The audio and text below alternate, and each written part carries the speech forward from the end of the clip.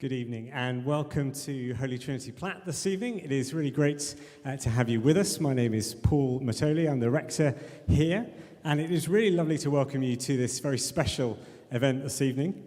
We're a church here in South Manchester, you may know us, looking to reach out to communities across the city of Manchester with the good news of Jesus. And we're really thrilled this evening to be working in partnership with Ministry to Business and with the CUs, the Christian Unions, tonight at this key time of year for students and for all of us in Manchester. And I'm really thrilled that with us are Pete Horlock from Ministry to Business and Emily Walker from the Christian Unions. And then in particular, a very special welcome to Nadim and Tanya Ednan-Laperouse. You may already know some of their story, perhaps from what has brought you to be watching this evening. And I'm going to hand over to Pete Horlock to introduce them to us fully. Thank you very much, Paul. And welcome to all of you joining us through the live stream and on Facebook with the students. On the YouTube channel, you'll see in the description some notes there, particularly around submitting questions. We're using slido.com to submit questions. So please use that just by going to your web browser, slido.com, and you'll see there's a box there with the hashtag just enter FAW, Faith at Work, FAW, and you'll be able to submit your questions through that. There are also a couple of polls which I'll be activating during the interview, and it would be lovely to get your feedback that way. The first question that I've got ready and fired up is, what brings you hope? It'd be lovely to hear your thoughts on that. So without further ado, let's dive into this interview. And at Ministry to Business, we're keen to help people see the connection between faith and work. And it's such a pleasure and privilege to have Nadim with us. Tanya will be joining us. The empty chair isn't a prop. She will be coming up during the interview, so we're going to hear from her as well. But Nadim, CEO of Wow Toys, I think it's now a business that is in over 40 countries. You were awarded an MBE at the age of 35 for services to business, a successful businessman, and obviously, as we know from the press coverage as well, and we'll be looking at it in this interview, the bereavement and the death of your daughter and how that's led to the foundation of Natasha's Allergy Research Foundation. So many aspects of life, as well as this theme of faith.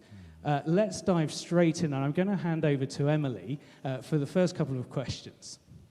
Yeah, so you came to Manchester Met University quite a few years ago now. Do you have any highlights or kind of favorite memories from that time?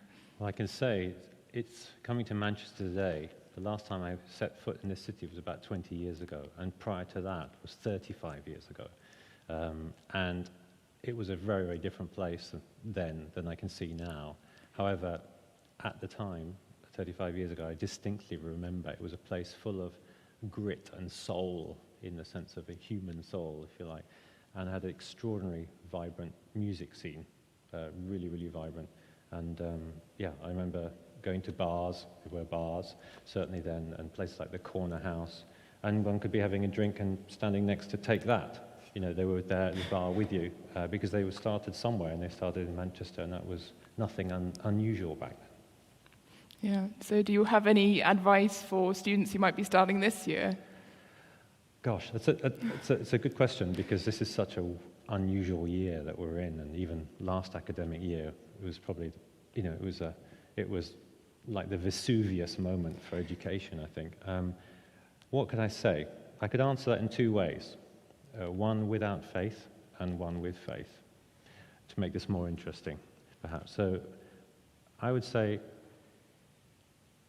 without faith, my response would be, and this is how I would have thought about things before, the human race is designed largely to survive against all the odds, so many things, and have done through all the thousands and thousands of years. And one thing that in our DNA, all of us, is that actually we're great at surviving, we're great at thinking out of problems, and so forth. So in that sense, you have nothing to fear. You will persevere, and whatever it feels like now, as tough as it is, you'll get through it. However, I have a different way of looking at it and offer a different way, and it is it'll be okay too. You have nothing to fear. And this, I might add, is something that's come to me in recent years, and that is to say, nothing to fear because God is with you, always. He's always got your back. You can walk out there, in the light or in the dark, but God is there with you. You just have to ask for him to be there with you, and you will feel his presence, and he will protect you. And you will make it through whatever you're going through as a student right now, which is unusual, emotionally, mentally, even physically, and you will be just fine. Nothing to worry about. Thank you for that encouragement. And certainly I think when I look back on my university years, I can remember that first day being dropped off near the Gloucester Road in Bristol, where I was at UWE going, oh my life, how am I going to get through that? And actually, it's such an adventure and a journey through the peaks and troughs. Yes. And yeah, great words of wisdom there. Now, I'm intrigued. You obviously missed out on a career with Take That. In the bar, so you could have been the 6th member or maybe the 5th if Gary had sprained his ankle. But right. You obviously moved into the toy sector. What was it that, and I know you started out, you were designing Action Men, which I just think is really cool, and did you ever improve the sort of slidey eye thing, or? Yeah, well that was a big moment for Action Man, yes, and it was, in terms of business, it really evolved Action Man and the market and the business and the finances of it. But I was, yes, responsible for designing most of Action Man, most of Cindy Doll's My Little Pony. Quite a range there, isn't it? Huge dearth of toys that some people in the audience or some people listening right now may remember well, or indeed their children. Maybe Emily, you still have some Cindy Dolls, I don't know. I fell into that somewhat by chance. Yeah. But it's a huge industry. It's worth about $40 billion a year, wow. $20 billion, so half of that is the USA. Quite interesting, 300 odd million people, population in America, 7.5 billion people in the world. 50% of all the toys in the world are sold only to those 300 million people. Wow. And then the rest of the market, if you like, 20 billion, is spread across 200 other countries in the world. So it's quite fragmented. But America is really where it's at. And what was it that drew you into, obviously, moving from toy design into establishing your own company? Yeah. And obviously, looking at WOW Toys and the website, you can see a real passion for good, well-crafted, well-made, durable toys that are colourful and engaging. Yeah. Tell us how what triggered that, the setting up of your own company? Well, to be quite candid and honest about it, I was quite brutal. I think back then, in my early days when I was, let's say, leaving Manchester here and going on to work, I had a real sense of entrepreneurialism, if you like, to set up business and to dream of something, as it were, and to go for it completely. Yeah. I would say that was typical Richard Branson style of doing business, if I had to give it. However, that's all doing everything in your own strength, I might add. And I just really worked every hour there was possible, because that was my dream. And I was very much wrapped up in myself and my own ego and my own arrogance. I think a lot of business people are, to be frank, and wanting to succeed at all costs. Yeah. And I was a very, very driven and motivated person at that time. But at the same time, I actually really love design, which is, for me, somebody who uses their hands, basically. Growing up using my hands to make things, to do things, pottery, photography, sculpture, painting, and industrial or product design. Mind and hands work really together, and I was very much adept at doing the two. And toys, I had a real passion for toys, because I actually loved, and I am quite childlike, I have to say, in myself to a degree, quite immature, really, is the truth, and childlike, and quite, I want to say, stupid and foolish, to a lot of other people. And I love designing, creating things, and it really fitted with designing, creating things for little children, because that's how I almost felt myself. And there my passion lay, and that's what I decided to do.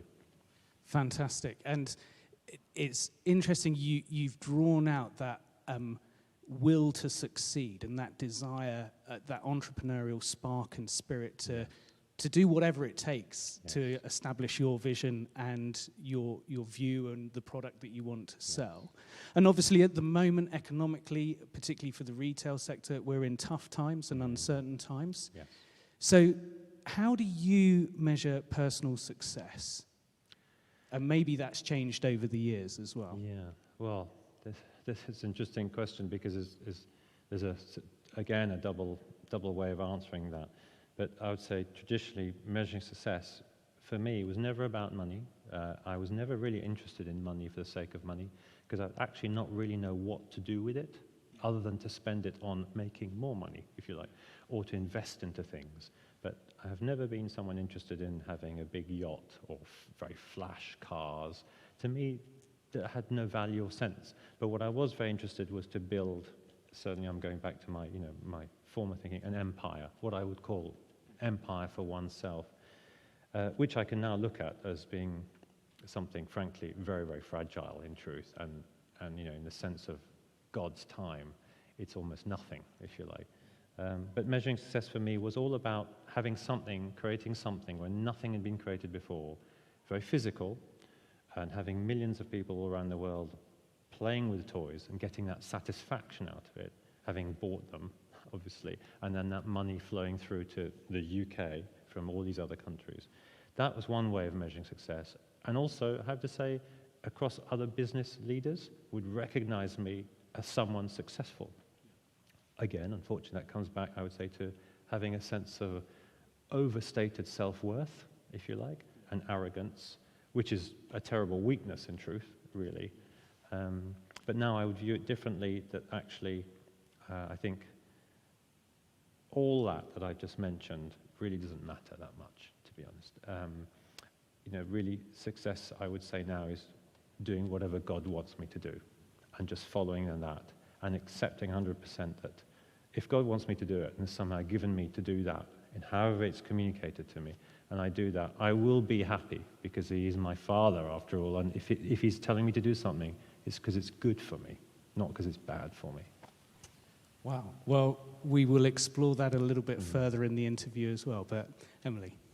Yeah, so of course at the moment things have really been impacted by the pandemic across all sorts of sectors and areas of life. So is there any lessons that you have as a business leader or as a businessman that you could share that you're really finding helpful in these times? Yeah, I think most business people, probably the first time, and certainly for me, that I've felt, I would say, traditionally really out of control, or not even out of control, a lack of ability to control what's going to happen next. So, having been someone who's sometimes would travel to 26 countries a year, you name the countries I've been there, etc., and you're largely doing that to make something happen, to nudge something to happen, and you feel that you're shaping it like a piece of sculpture. Now, that is no longer really possible because the connections and the tentacles that once were there are broken as people's lives and communities from Japan to Hawaii, really, and you name the place the same with the whole COVID pandemic. A lot of things are broken as family units and economies are broken. So I really feel like now I'm in the river just paddling and watching like that. And I would actually say it's not that bad to be like that. It's just being more peaceful. And if I had to say anything, to be honest about it, to anyone in business, I would say now, you know as well as I do, it's no point stressing any more than you have to because you can't control what's going to happen. So just get in the river and paddle and do as best as you can and enjoy it, oddly enough, while you have that moment. Yeah. And practically with that, I mean, picking up on the stress, obviously you've got a team of colleagues and co-workers that you're looking after and responsible to and responsible for. I imagine as a CEO, there are easily some sleepless nights. And, the imagery of paddling sounds very nice, but at times I imagine it's quite frank and, full on, and it feels like the canoe might be sinking as well. How do you handle that stress, and how do you help people, particularly in your team, to cope with the stress? Okay, well, something actually, this is a funny thing to say. So a lot of people actually say to me, and I think Tanya, my wife, will say, people of my age go, how come you haven't got any grey hairs? for all the stress and the things you do, why haven't you got any proper grey hairs, like loads? I have no idea. I said, it's the genes, what is it? But that's to say that actually, while I have lived a very stressful life before, not least because of the traveling and the meeting of people and having to go through maybe 20 different languages a year, etc. That is quite demanding, actually, to say the least. And have a family, I should say. It's not just etc. But I think part of what I would say really, at work we are going through troubled times. We definitely in the company. But all I can do is really say, since we're physically distanced, I should say, we have not seen each other for nearly 6 months. That's how it's been within the company. So, and we all know that Zoom and various other things are just no match for physical making a cup of tea for your employees. So at the moment, I'll be frank, at the moment, it's difficult times, and I'm not sure what I should be doing really, because I don't have a model to look at per se. Though other than, and I would say I do pray now, which I never used to do for my staff, even the ones that really annoy me, or traditionally would be annoying, and I would want to get rid of them as an employer point of view. I pray for them that actually that God, whatever their issues are, God helps them. And that's how I deal with it, and that's being honest. I don't have another mechanism other than that at the minute, really. Well, thank you for sharing that. And as we move from the focus on your business leadership and business experience, and sort of now looking, obviously, as you've mentioned, the family life, being a husband married to Tanya and Yes. Natasha and Alex's children. Please just tell us a little bit about Natasha, who she was. Yeah, well, if those of who are listening to what I'm saying, or this interview, this piece now, who are fathers, as in physically fathers on this world, will know that children, often you take them for granted, but in fact they are really a gift. They really are a gift. Now, Natasha really was a bubbly, really energetic child.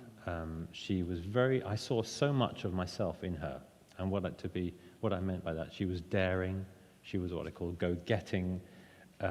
She would go up in a plane, we'd go up in a plane together, and she would take the controls and fly it. Age 12, she aged 15, she'd jump out of a plane at 11,000 feet and skydive, all manner of things which I would call gutsy, what you would call trippy. And for a father, for a man, as particularly me, this is a personal thing, who's been someone, as I sort of alluded to, who's always generally gone out to any country in the world, not knowing who I'm going to meet or what's going to happen, and just dealt with it. Quite go-getting, I would say, in that way, business-wise. She really reminded me of myself in that way. So she was full of life, loving, adorable to cuddle. And as a father, fathers who are listening, there's nothing better than holding your child, and your daughter in particular, close to you, and you can smell their hair, and really feel that warmth that somehow a daughter and a father have. It's kind of quite unique. And anyone who's listening and they have a daughter, I'd say, as fast as you can, go and hug your daughter now, and just no matter what, tell them how much you love them, no matter what they have done or haven't done. So she was an adorable child, and particularly had a real sense of justice. We all remember how she would always go and support the underdog. As we know, in schools, there's a lot of friendship issues and groups, and there's often bullying, and she would always stand up and speak and help the underdog. Yeah. And obviously, life for her, there's a lot of love in the family, obviously, is a very close family, still is. Yeah. And that Natasha had, from a very young age, I think, 6 months was it, that she had the allergic condition and the allergies. Yes. How did she manage, and how did you as a family manage with living with the allergies? Yeah, so, you know, there are 2 to 3 million people in the UK that have serious food allergies. Our family was one of those families, if you like. And from the age of 6 months, as when we found out by chance, she was 6 months old, that she had serious food allergies to certain foods, like banana, wheat at the time, dairy and egg, for example, and sesame seeds. All of these things we found out bit by bit through trial and error, actually by her nearly dying or having very serious hospitalization cases. So as most families do, they come to find this out through an iterative process, is all I can say, if I call it that. It's terrifying. But in a family, there's nothing more you love than a child. There's absolutely, there's nothing more precious than a child. And, we adapted completely. As every event happened, as we found out more, we removed these foods from our house, if you like, so it's not in the fridge or in the cupboard, etc.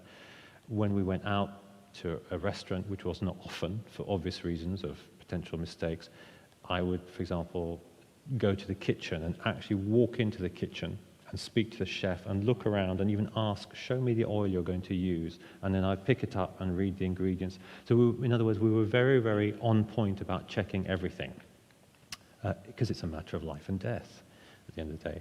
And we lived a good life like that. We cooked very fresh foods all the time, so we had a very good life. Natasha was very happy. She ate very good food, generally. And so we coped with it well, though there were sometimes some slip-ups, admittedly, because it's a dangerous world out there. But we did really well, I'd say, yeah.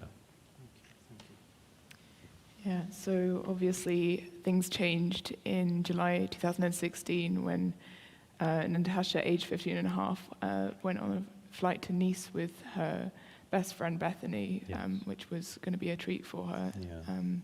And of course that memory is probably still very emotionally painful for you, but could you share some things about that? Yeah, so it was in 2016 in July, as you say, and Natasha's best friend Bethany, who's 14 at the time, Natasha was 15, they decided they really wanted to go have a little holiday together, a break. And Natasha wanted to show her the sort of summer holidays that we as a family would typically have, which was in the south of France each year. And so we decided that the 2 girls, Bethany, Natasha, and myself, so 3 of us would go to France just for 4 or 5 days and stay in an apartment that our family has there.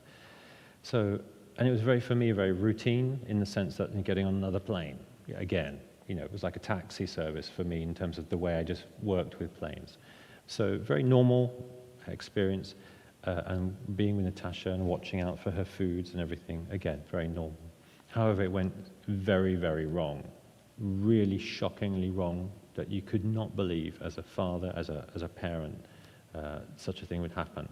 That we got caught out by buying a sandwich from a well-known sandwich chain in the Heathrow airport that had a label on it that said what the ingredients are, or what we didn't know, it was partial ingredients and not all the ingredients.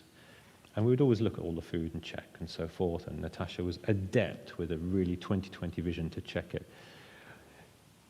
She ate the sandwich, we boarded the plane, she started to feel really unwell.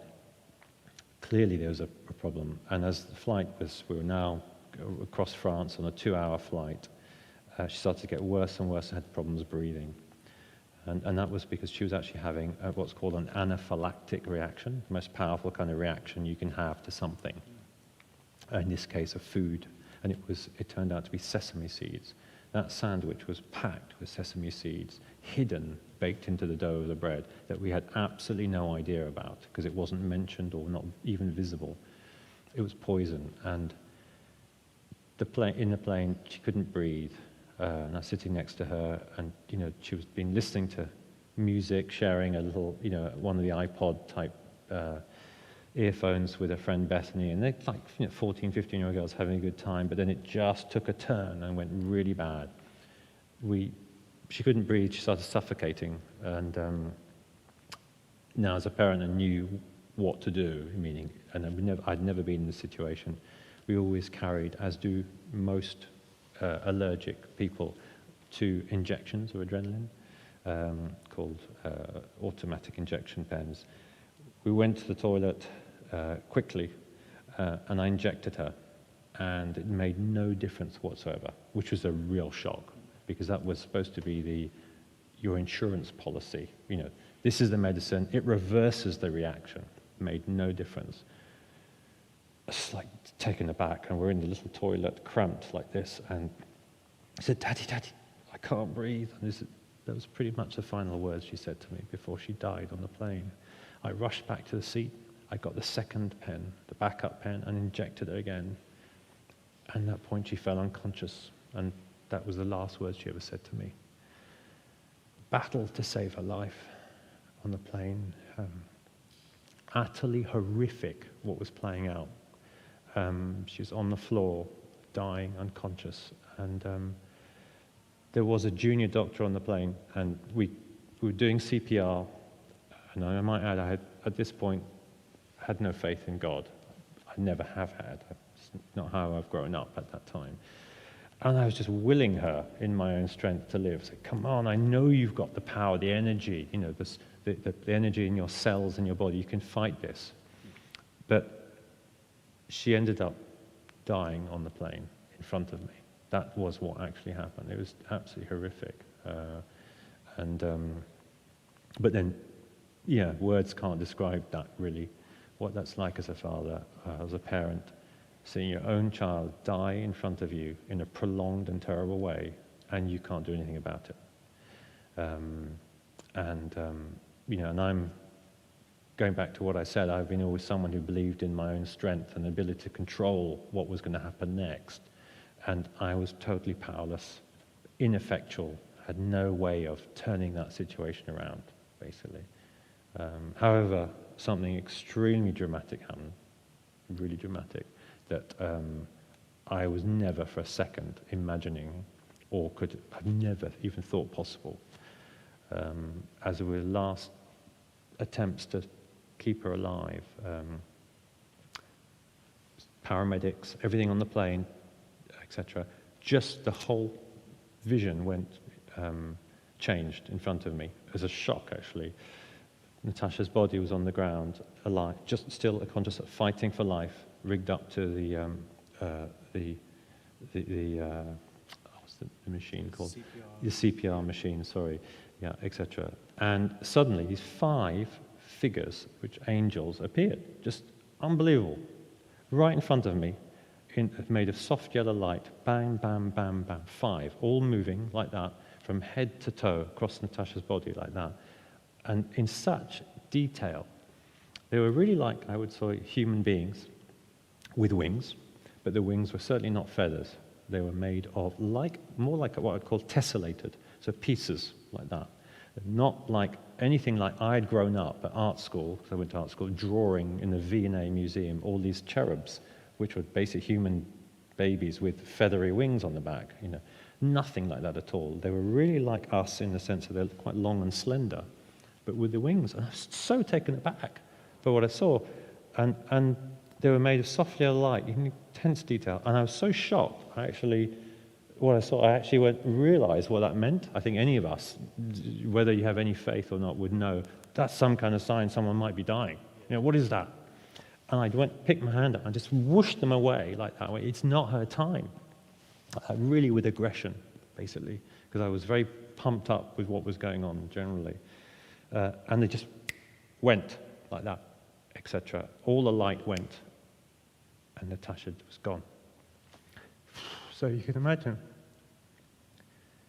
The long and short of that is, God sent angels to take my child's soul to heaven. Now, at the time, at that minute, right then and there, I didn't think that. I mean, I was just in complete play of the incredible situation that was going on. There were a lot of people there, etc. And I was holding up with one hand a bag of liquids, fluids that was drip feeding into her arms, etc. And so it was a really quite hot moment, but I remained very, very calm, because one thing, I think my background, as I said before, from business, is I do stay calm under pressure, really calm, because I've been in so many situations around the world.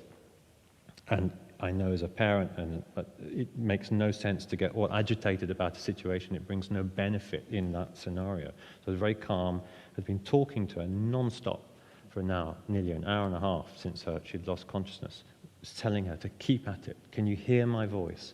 Your father, meaning me at this point, is with you. I'm here, you are not alone. So I was very calm, and then this vision, this powerful thing, filled up my whole, my whole sight. It was remarkable, yeah. I just give you a moment to pause there, and I'll invite Tanya up as well if Tanya wants to come and join us up here. What you describe is, I can't imagine it, both the chaos as well as, and when you spoke on the Radio 4 program last December, there's something profoundly, dare I say, peaceful as well within that vision you described and that encounter. And I can't begin to fathom as a father the feelings, emotions, everything going on at that point. And obviously, Tanya, you and Alex weren't there on the flight at the time. When, just out of interest, when was the first time that you heard from Nadim? Was it in France? When did you receive the news? And obviously for you, how was that experience? I think you were just landing on the plane, you were able to use the phone, and you contacted me. Oh, Let's sorry. start again. Yeah. Sorry. So Nadim called me just as the plane landed and said, "You've got to come out here straight away. Natasha's really, really ill, and you need to get to France. You need to get to Nice now." And I just couldn't understand it. I just dropped them off to the airport literally just a few hours before. I just got home, and I was just doing odd jobs around the house, and it just seemed like 5 minutes ago since I said goodbye. And I couldn't understand that at all. I didn't quite believe it, and you absolutely insistent, get a flight, you've got to come now. And Bethany, Natasha's best friend who was on the flight, had called her mother, Julia, who was in church. They're a Christian family, and it was actually Natasha's church. And the whole church prayed for her. We're praying for her all afternoon. So I was talking to Julia on the phone. She was calling me, "What are you doing? What are you doing? What's happening?" And I said, "Well, I'm getting a flight." I managed, it was the first Sunday of the summer holidays, and I managed to get a seat from Stansted Airport. Yeah. And it was leaving at 6 o'clock that evening, and I was in the gate, and we were told that it was going to be delayed by another 6 hours. And at which point, it was about an hour after that, I had a call from Nadim, and he said that I have to say goodbye now, that her heart's going to stop any minute, and I have to say goodbye. I've got to hurry, because he wanted to call her brother, Alex, who was staying with my mother, and also grandparents, so that they get an opportunity to say goodbye too. Yes, what that was actually, just to kind of clarify, that was in the hospital. So this was some hours after, so she'd been rushed to hospital in a hopeless situation, really, in the ambulance, and put on life support, but was in effect called clinically dead already, as far as medical language speaks. And what Tanya's saying is they were switching the life support off, and the last traces of heart blips on the monitor, the minute as they were, which they attributed to electrical activity from the drugs given. And as they were about to switch that off, that's when I made the calls to various family members and put my mobile phone next to Natasha's ear so that she might have a chance to hear. She had no brain activity, and it's just complete organ failure. Yeah. I mean, it was just, Yes, it's catastrophic, the organ failure. Anyway, and in the context of this, I think we know, and I know that actually she left this earth, her soul left this earth before that moment, really. And it's when on God's time, not on our time, if you like. Yeah. And even as you speak there, God's time, not our time, her soul, the church praying during this chaotic, painful period. Nadim, you've already said that you weren't brought up in a religious household. I think in previous interviews you said God's had no functional place in your life, not even in the background. That's right. So as we move to just explore this faith aspect, can you describe what was going on? I mean, Tanya, you've mentioned that you've had the connection with church, and Natasha was involved in the local church where you live and where she'd been going with Bethany. But That's right. She always wanted a best friend, and she prayed for a best friend. And she had a child's faith from school, I would say. I was a Christian. I was trying churches, but I wasn't finding my faith. So I was kind of looking around that time. But she had a deep sense from somewhere, and it wasn't really from me. I think it was more from school, that there's a God. And she prayed for a best friend, and lo and behold, Bethany became her best friend. They became best friends at school. And Bethany's father's a pastor, and they are a very Christian family.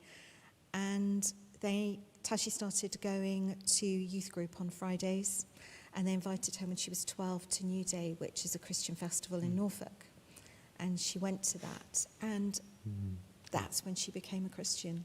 She absolutely fell in love with Jesus on that trip, and she came back, and she was just shining with joy.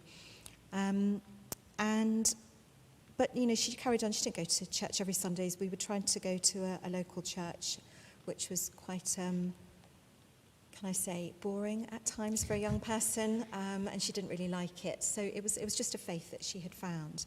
And then she was going to youth group on Fridays as she got older, and she had lots of good friends. And then she started going to church on Sundays. And we couldn't understand what's happening. She's going to church every Sunday now. She's going to the services. And for me, I should say at this point, I wasn't interested in the least, frankly. I just, it's true. I must speak the truth here. I really wasn't interested in it. Didn't really want to hear about it. I wasn't anti it, don't get me wrong. But it's of no interest. God had played no part in my life then. And again, coming back to it was, this world is whatever I make it. I build it myself in my own strength. And I was never reliant on anyone other than myself. So in that sense, at that point, what was going on in the family, that particular dynamic, I didn't really sense it, if you like. It wasn't on my radar per se. I think, Emily, do you want to sort of explore that further in terms of Tanya's openness, but Nadim's sort of pushing against? Yeah, how did that play out within your family then? And did you feel like when Natasha came to faith, did that change anything? Well, not, again, before what happened, no, it didn't. I would say, becoming more and more unhappy in life, definitely. I mean, I think we'd say that. And because, trying to make the world and build the world yourself is a complete joke, to be frank. Only a fool would do that. I can look back at that now and say that. And I was a fool. And because you never really achieve what you want to achieve. So it's actually, you're setting yourself up to fail in that way anyway. But you're delusional. I was delusional about it. And I was obsessed. It took up energy, didn't it? It took up all my energy and more, that it became the vicious demon that consumes you, and you just won't let it go. It's got you and is taking you that way. And therefore, as a result, you miss all the other things, let's call it the good things that are around you, and they're forever present. It's just a question of whether you want to see them and acknowledge them, really, at the end of the day. Even right now, anywhere outside this church as well. It's actually in the family, what was happening at that time. I started going to Natasha's church because I wanted to know what was happening, why she went to church all the time. And I went, and I couldn't believe what I found. It was just the most incredible place. I joined a life group very quickly, and I was praying for you, praying for the family. And thanks for praying for me. Yeah. and Natasha was, just this, incredible. She was quite quiet about it. She was just still finding her own faith, but she was strong in faith. And it was just interesting because the whole family, she also brought her brother to faith. So her brother, when she was 15, she was already 15, he was 12. And one of the things she said to him, I want you to come to New Day this summer. And he absolutely didn't want to go. I don't know anyone, I'll be on my own, I won't like it, it's weird, no, I'm not going. Please, Alex, please. And she would not give up. She absolutely wouldn't give up. And eventually he succumbed because she's older than him and he had to. And he went, and she died in July, and he went to New Day in August without her. But her friends just circled him and came around him and loved him and looked after him in a way that we weren't able to. We were so traumatized at that time from her death, and that's when he became a Christian. So that pastoral support and friendship was key. It was very and a key, provision for and Alex that at that he went point. at that time. And if she hadn't have insisted so strongly, he wouldn't have gone, and he would never, certainly wouldn't have come to faith that summer. Gosh. And Nadim, we were chatting earlier about the rage, if anyone has a right to be angry at God, and obviously we haven't got time to go into the complex issues around suffering and God's goodness and so on, but what was it that convinced you that move from disbelief or rejection of faith to you were baptized in 2018, I think, and you call yourself a committed follower of Jesus? Yeah. Well, I would say I would die for him now. If you asked me to put my life down right now, right here, and I'll do it because I know that's what he wants, and I know I'll be going to heaven, the great place, as it were. So I'm now very much invested in it, yes.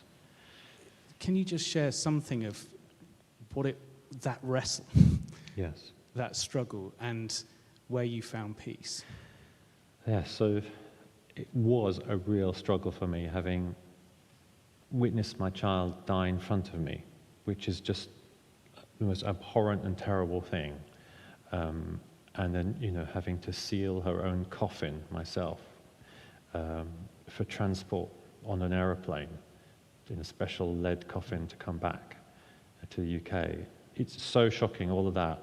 That and all the horror, the visual horror in my mind, played an awful lot. And it built up into a real rage inside me. And I swore a lot at God. I blamed him entirely for everything. Was full of expletives and so on. And I shot up like that in that rage. But then, incredibly, we went to church, Natasha's church, the one we've been talking about. And I hadn't really set foot in the church really at all in my life, actually. And just surrounded by hundreds of people, effectively, who I'd never met before. I knew nothing about them. They didn't really know me. And they had an incredible love and compassion, if you like, didn't they? For us all, but for me as well, particularly in this, to answer your question. And I found it so incredible. What had I ever done for them to deserve that from them? I'd never given them something in return. And they were asking nothing of me as well. And I found that human experience, if you like, so overwhelming, in a good way, I should say, that it actually brought me to my knees, to be honest, that there was so much good in people. And all I largely had experienced for the last 25 years of my business life, I would say, was the dark side of people. People always trying to get one over you or abuse you in some way or beat you up in the business sense of that. And here I was experiencing people who don't know me, an outpouring of love and support. And I mean really genuine, not just a few words. And that really helped me, I think, brought me on a journey, unconsciously, obviously, to have kind of faith back in people as well. And that also helped me to heal, I think, myself and not feel so completely responsible for all the mistakes and everything in the whole world. Because I hated myself. I really hated myself, and I didn't think myself worthy of living. I think it was the teaching at church as well on Sundays. You had a lot of self-hatred, you had a lot of guilt. Yes. You felt you were to blame, and you felt you were a horrible human being. That's right. Yeah. And I think at one point you were quite suicidal Yes, as well. absolutely. I was really hell-bent, actually, if I say that, on killing myself. And I think had there been a gun around, like in some other countries there are guns, I would have just put it to my head and shot my brains out, thinking I'm doing the world and my family, oddly enough, a service by getting myself dying, getting rid of myself, and then allowing other better things to happen because I have no value. That absolutely is how I felt. But a lot of people were praying for you. Yes. And I think when you started praying yourself, Mm-hmm. it just suddenly turned. It's Did, really strange. yes. It suddenly turned.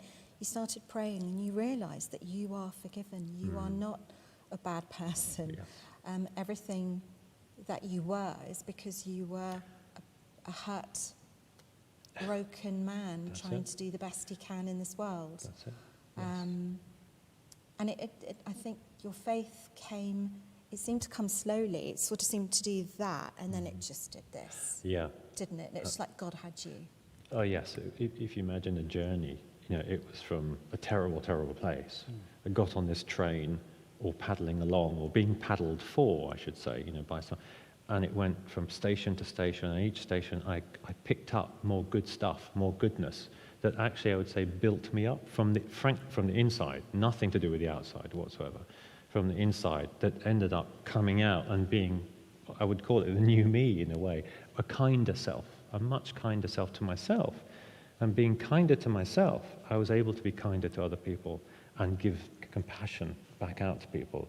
And the aggression and all those sort of the bad things just sort of withered away, and the good came out, if you like. And that's why, more than ever, I really realized today, or in recent times, there is so much good in every human being, no matter what you see of them, no matter how terrible they come across.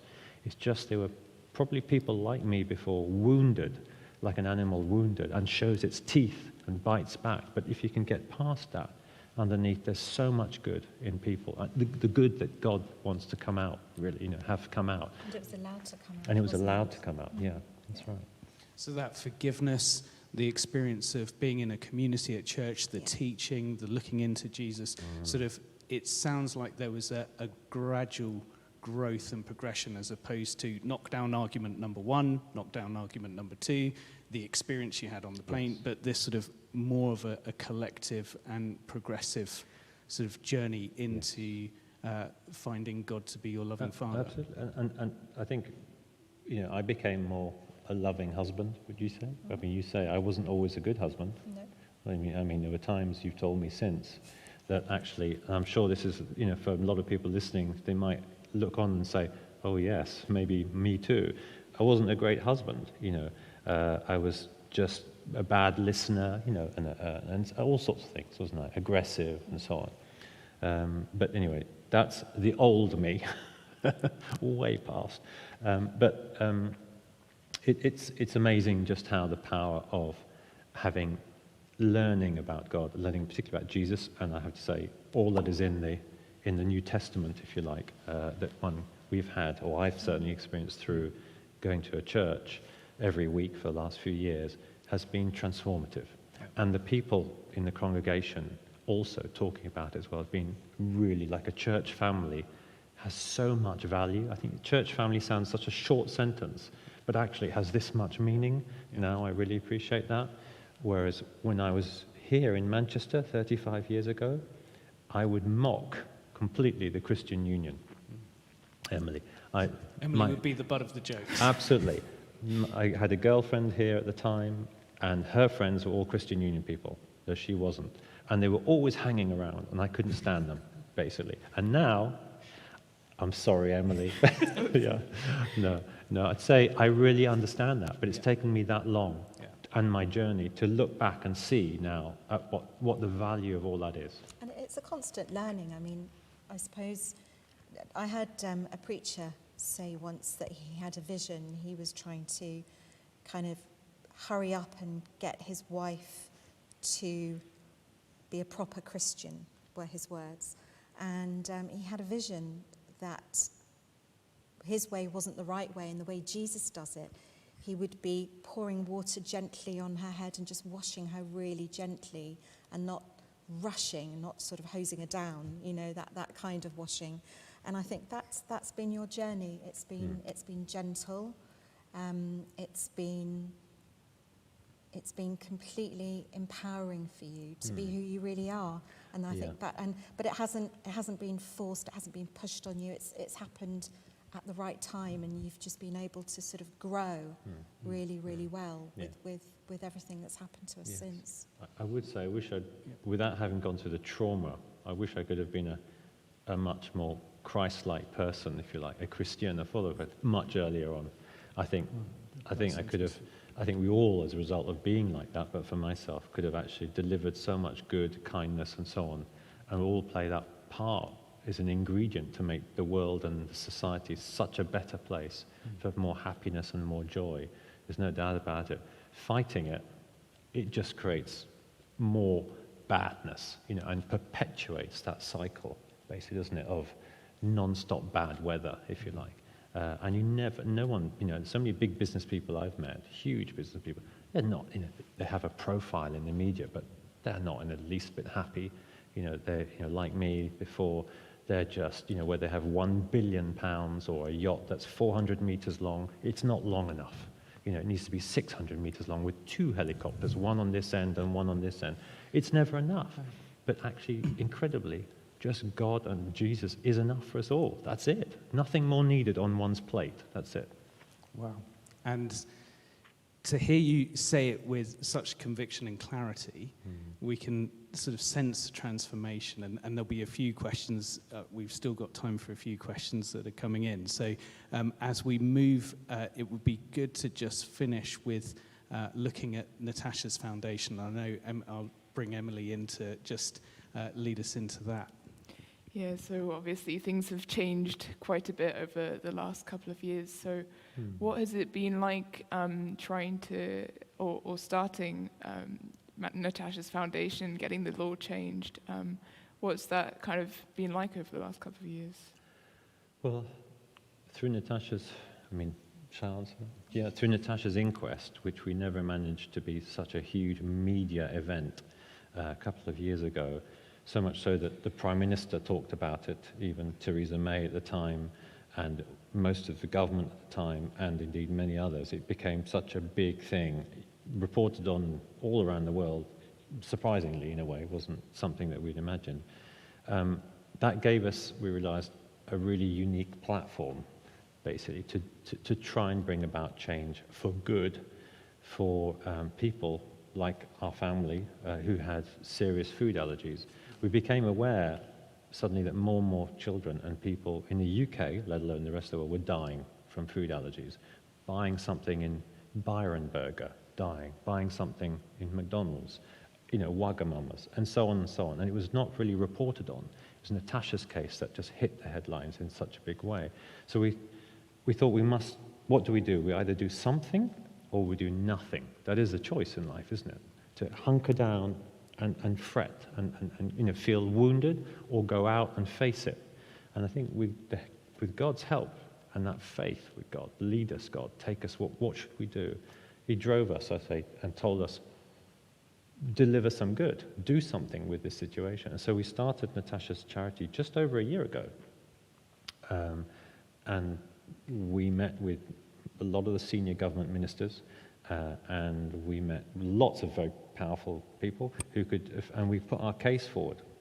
And even with government, some of the big people you know today, when we're talking to government, we bring God into it, which is really unusual for ministers to hear that. But it's interesting because you actually see their body language change completely, because they're not expecting to have God or Jesus brought into a conversation, as it were, and they listen acutely. And anyway, through, I must say, we hold hands and we pray, we ask God to walk in the room before we go in the room, and we know He will, and bring about these big changes. And so we're working on areas of law in the country, changing the law. Natasha's law is one of the biggest changes to the law in the food industry for the last 10 years that affects most food, all the big food chains. And we're working on education to change the whole national policies of government away food allergies are looked at within schools, and we're working on probably the toughest one of all, is scientific research. Yes, I think God's giving us resources and finances to be able to make that happen, which is remarkable, actually, in a time when most people are struggling charity-wise and so on. And so we're going to start some of the biggest scientific research projects in the UK into food allergy, working with 6 universities all in one go, including Manchester, actually, and so on. So we feel very empowered because we have God's breath in our sail.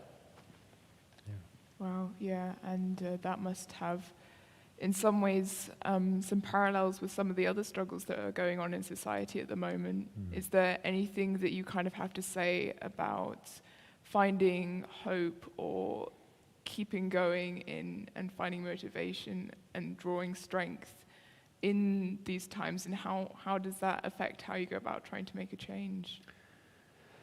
Okay, well, I'd say, I'm just a human being. I'm a child of God, or we all are, but I am no different than anyone who might be listening right now. I am no better or no worse. I'm as equally sinful in my past and probably continue to sin every day in ways that I apologize for, but I'm not consciously. I don't want to sometimes, but it happens. Like all the people listening, and the story you just heard from us just now, if that transformation can happen to an ordinary human being, and an average Joe like me, in effect, and that's how I see myself really now, then of course it can happen to anyone else. There's nothing unique really about what's happened to us. It's just that we're able to actually voice it, whereas a lot of other people are not voicing things that happen to them. If it can happen to us, it can happen to anyone, and meaning the good can happen to them. So whatever I'd say people are going through in their lives, and I know there is some terrible things happening in terms of death and so forth, and a lot of pain, but know that God has this incredible ability to transform people's lives. I think the question is, you just sometimes have to pray and ask for it. And I think that's what we do, don't we? When we ask through prayer, and we are, to be honest, expectant to receive some kind of response. Might not be really the response we want. It's not like a deal that we do. We ask and we get. It's not a transaction. But we know that God, and we've had quite a few supernatural experiences beyond the one I described about the angels. So we really do know that God listens and hears. It is palpable. So just literally, wherever you are now, I just put your hands out and pray and ask, and you shall receive. And it's so true. It's so simple, it seems unbelievable, but it's completely true. And that's amazing, because it's free. It's 100% free. And yet we don't really deserve it in a way, because we all feel so bad about ourselves in terms of guilt. But actually, as I've come to learn, or we've learned that, through the death of Jesus Christ, our slate has been wiped clean already. And we can go out there and live our lives to the full with God behind us, and that is truly remarkable. My father was a Muslim, basically, and my mother was a bad Catholic. In other words, somebody who had lots of bad experiences through the French Catholic Church, which was quite brutal in its time. And if this can happen to us, and it can happen to anyone. There's so much good out there. Yeah. And as we sort of come to a close, I realise time is running away, and just the time that we spent earlier today, I think we could have done a 5-part series listening to your experiences and looking more deeply into some of these questions. We've just got a video from Natasha's Allergy Research Foundation, which we're going to watch, a 2-minute clip, which we'll queue up and play now. Thanks, Jez. And then we'll come back for some questions from viewers, if that's okay. Sure. Hi, I'm Tanya. And I'm Nadim, and we are both Natasha's parents and the founders of the Natasha Allergy Research Foundation. The Natasha Allergy Research Foundation has been set up as a legacy to our daughter, who we lost from anaphylaxis, and it's been set up to fund really important research into allergies and to look for a cure and to educate and raise awareness of allergies in our society. We decided to set up Natasha Allergy Research Foundation because we felt there was a real lacking in this country of funding for research into allergies. And until the death of our daughter, it feels that there hasn't really been a voice for people, and certainly there hasn't been much emphasis put onto research in this country. So, as a family, we suffered a devastating tragedy with the death of Natasha, aged 15 and a half years old, which was really shocking. And all this as a result of poor food labelling on prepackaged foods. And it brought a real awareness to us, I think, didn't it, that there was something really, really wrong in this country with food labelling laws, and furthermore also the way that people with allergies were treated by food retailing businesses, and also a great lack of understanding about what food allergies really are in society. When a child is allergic to food, a food that is completely commonplace to anybody else is a poison to that child or even that adult. And just a tiny minuscule amount of that food can potentially kill them. It is so dangerous.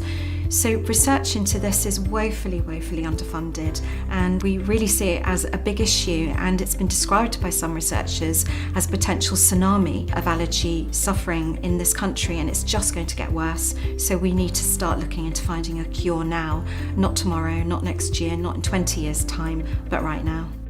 We never want this to happen again to anybody. What we've been through as a family is just so terrible, and nobody should die from the food that they eat. And so please do support us, and we will do everything we can to find that cure, and we can do that together with your help. Thank you.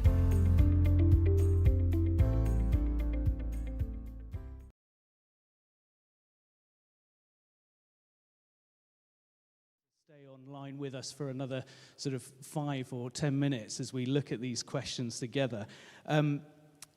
Nadim, there was a very sincere and a brilliant question, one that I had scribbled down earlier as well. What would you say if an atheist described your encounter with the angels particularly as a product of the mind in distressing circumstances, a response to that trauma? Yeah, that's a good question. It's the sort of thing I would have probably asked, actually, or said, quite a few years ago. So I can kind of understand why someone would say that. Well, my response would be that the people that know me, and there are a lot of people in different circles that know me, will know that I'm actually, as a business person, or as a type of person, very balanced normally, and very calm. And I know myself to be like that in hot situations or difficult situations. And I also know that what I saw, the angels, I saw in such detail at that moment that actually, very shortly afterwards, I actually wrote it all up. I wrote about it all, basically. So I know that it wasn't something that happened to me some days, weeks, or months later, for example. It was very much in that moment. And also, I have to say, at that time, I was not asking God for help when my child was dying in front of me. I found very far from it. It was in my own strength. So I wasn't looking for such a thing and then projecting it in my own mind. More than that, it's difficult to answer that question other than to say that it's not the only time that things like that have happened to me since then. And it's so remarkable and palpable that these things are from God. And many people have come to me, having been public about it, to say they've had other situations themselves. So there's a body of evidence for it, if you like. Yeah. And Tanya, I mean, we can come back to that. There's a few more questions on the business element, and I'm sure there's more that could be said in response to the skepticism. And again, I think you shared with that progressive, gradual sort of awareness and looking deeper and deeper into what happened, that maybe there are always answers and questions that we still need, but that was progressive. For you, Tanya, as well, looking at the foundation and what we've just watched, we've had a question in from a parent with a young child with allergies as well, relating to your experience as a family as well, and asking the question, what can they do to both be supportive of the foundation's work, but also maybe, again, some lessons around living as a family with allergies.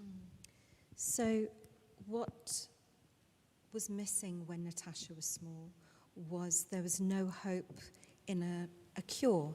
There was no research to speak of. It was just take this medicine if she has a reaction and hope for the best, which is just unacceptable, especially after what's happened to us. So the foundation is there to give hope, and the things we want to do are all the gaps that exist that are not being met. So we're not just an information service, that's not what we are, but we are funding research. That's number one.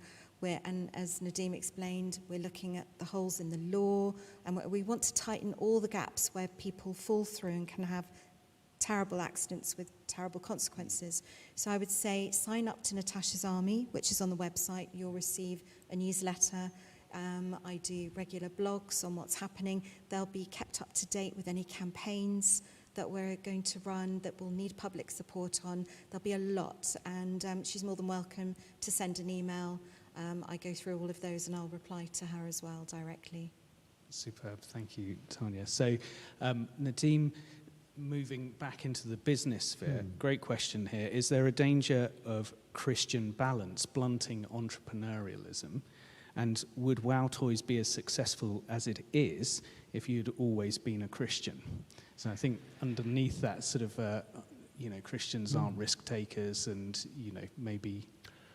Well, it depends. It's a good point. What are people's idea of risk, really? So you could say, yes, the classic idea of an entrepreneur is a risk taker, Richard Branson or any number of people, just as, there are many, many more. And you say, well, they're successful because they're risk takers, actually. Well, I would also say, actually, when Jesus was here on this planet, 2,000 years ago, he was a risk taker. I mean, who at that time, who else could be called, anything but a risk taker? He was so disruptive. He said the things that so many people did not want to hear, actually. And I'd say, in many ways, he's probably the first sort of modern, kind of entrepreneur I would now look at, as successful, because the result of that wasn't so much financial. The result was the spread of Christianity in the church, and that is, a form of currency, if you want to kind of make a rather simple sense of comparison to business. But I would actually say that had I had the Christian faith earlier, in all probability, if you want to use a sort of a business word, but I believe that actually the business would have been far more successful than it is today. Because one, I would have been a better father, a better human being, if you like, and would have given more to my family and to those around me, even the people I don't know, in terms of love and compassion as a brother to them, But also, I think God would have taken me on a journey that would have led to many other things, in many other forms of success.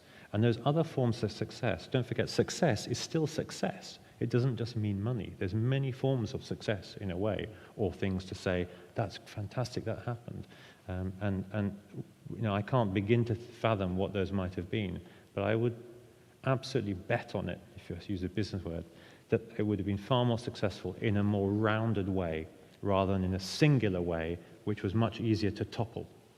That's a fascinating way of looking at it, and a very bold assertion as well, and hopefully one that will be played out over the years and decades ahead.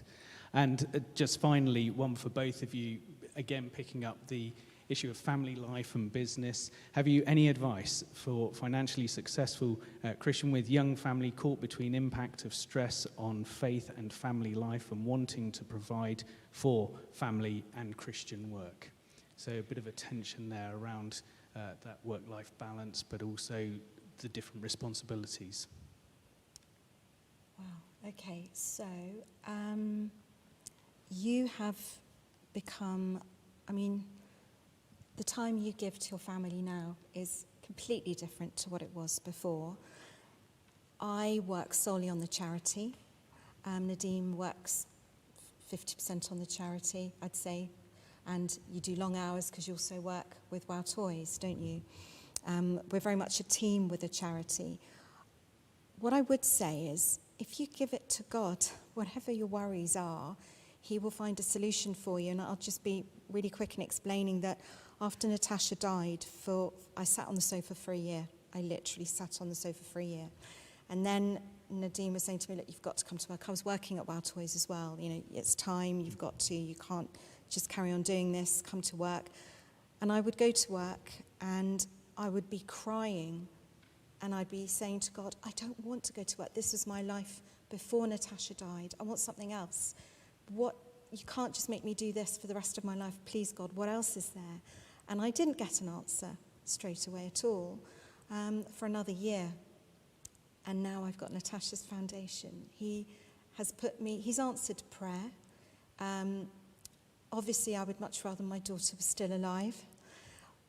I don't believe that was God's work, and that's a whole other conversation. But he has picked up my brokenness, and he's given me something that can make me whole.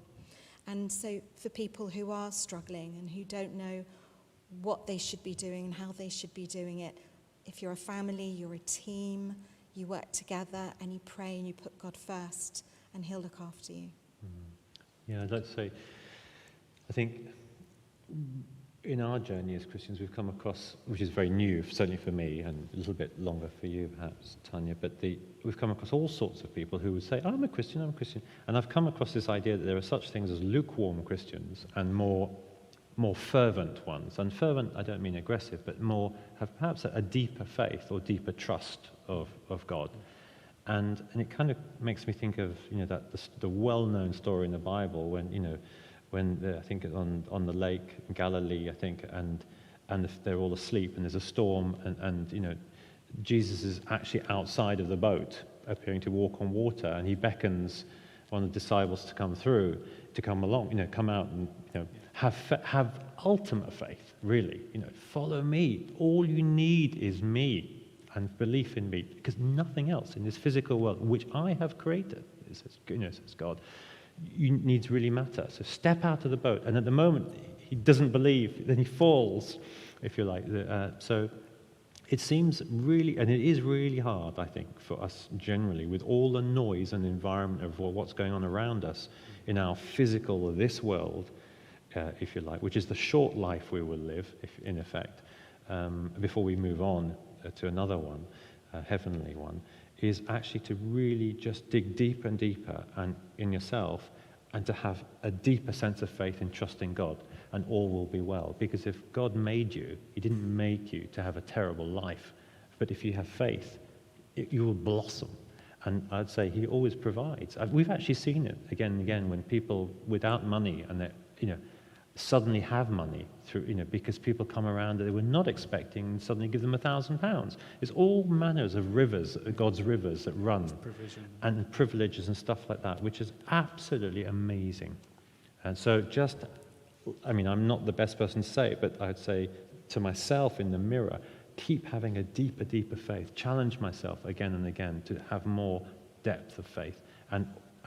And those worries, I think, aren't they? And a lot of the things that we get concerned about get lifted off our shoulders, basically. What a superb place to press pause and leave the conversation there. There's so much more that I feel we could talk about and questions to come back. So maybe we can get you back up to Manchester again and do part 2, which would be a privilege. So Thank you, Nadim. Thank you, Tanya, for being part of this conversation and for just being honest and open and sharing something of your faith and work with us. It's such a privilege. Thank you. Pleasure. Thank you very much. And thank you to you, our friends, viewing this and engaging with us this way. If you're interested in looking a little bit further into some of what Nadim and Tanya were talking about, looking at the person of Jesus, one of the resources we use at Ministry to Business is the Word One-to-One. There's more information on that resource on our website. And in 4 weeks' time, the 21st of October, I'm hosting a different conversation, open to question: is faith in God delusional? So picking up on Nadim's experiences and that question about, well, is religious experience, is faith just something that's a product of the brain? We've got Dr. Sharon Derricks, who is a neuroscientist. Her PhD was in brain imaging, and she's written a book published last year called Am I Just a Brain? And she's going to be looking at that right and good, challenging question from the perspective of her experience as a neuroscientist and as a practicing Christian. I hope you can join us for that, and there are more details on the Ministry to Business website. Emily, you've got a notice about Manchester Christian Union. Yeah, so if anything that you've heard has piqued your interest, or you just want to get involved or get connected, please do reach out to the University of Manchester Christian Union. You can find us on Facebook, Instagram. We have a website. If you're not at the University of Manchester, but you are a student, do get involved or get in touch with other CUs. They'd love to hear from you. Thank you. There's information about Natasha's Allergy Research Foundation as well on the YouTube channel. The website links are there, and Tanya's already mentioned reaching out to them, so please do take the opportunity to do that. I'm going to hand over to the Reverend Paul Matoli, Rector here at Holy Trinity Platt, to round us off. Thank you so much, folks. I imagine if you're, I could perhaps speak for those of us who have been watching and listening in, and what a privilege it has been to hear your story and to share in that. I imagine, given what we've heard this evening, you might be somebody who prays. You may be somebody who doesn't normally pray. I wonder if we might just pray together now as we finish and bring together what we've been reflecting on. Just, it seems right to do that. Gracious Heavenly Father, I think we've all sensed something of the fragility of life and something of the gift that life is. The gift of the love of a daughter to a father and a mother. And perhaps the need that we all have to be loved and indeed to be remade. And we want to thank you, Father, that in Jesus you reach into our fragile lives. You can reach into ordinary lives like ours, and you offer to remake us in him. And with you there is hope. We've heard that this evening.